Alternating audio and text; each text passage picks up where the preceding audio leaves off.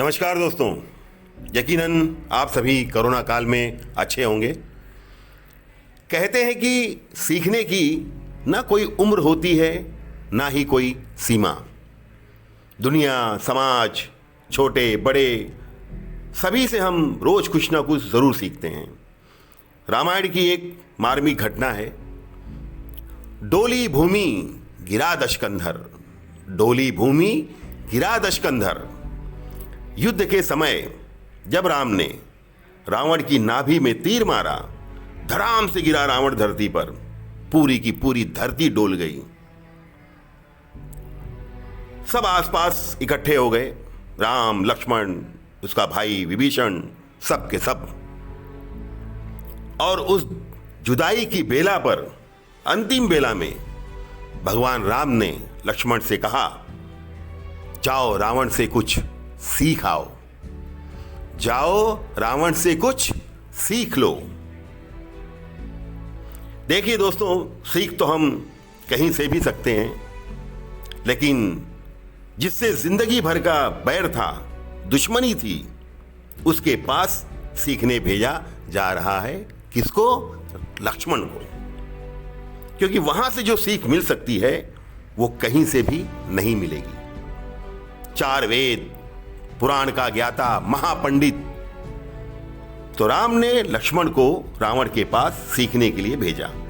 और ग्रंथ कहता है कि लक्ष्मण अहंकार के कारण सिर के पास खड़े हो गए।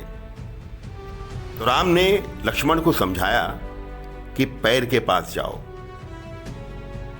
कहते हैं ना, सीखने के लिए चरणों के पास जाना पड़ता है। तो लक्ष्मण मुड़े और चरणों के पास आए और बोले, रावण कुछ सिखा दो, रावण मुझे कुछ सिखा दो। अंतिम समय कुछ सीख देकर जाइए। बड़ी मार्मिक घटना है दोस्तों। रावण ने लक्ष्मण से कहा, मैं क्या सिखाऊं तुझको, बस मेरे एक सवाल का जवाब अगर तू दे दे तो मुझे मोक्ष की प्राप्ति हो जाएगी। तो लक्ष्मण ने पूछा, बताइए क्या सवाल है। तो रावण ने कहा, मैं ब्राह्मण तुम क्षत्रिय, मैं ब्राह्मण तुम क्षत्रिय, मैं कुल में तुमसे बड़ा,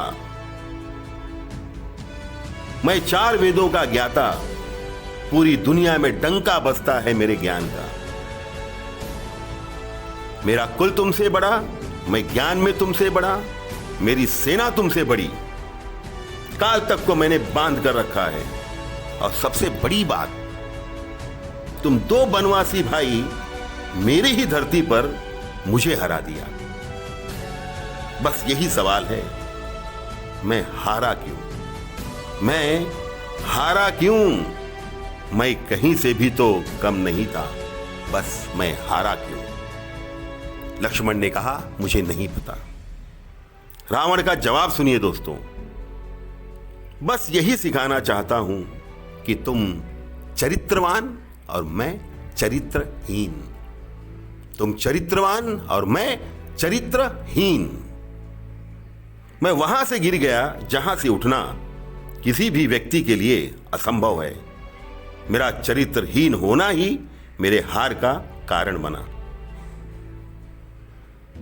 जिंदगी में अगर कुछ मुकाम हासिल करना है दोस्तों, तो आपका चरित्र हमेशा बेदाग रहे।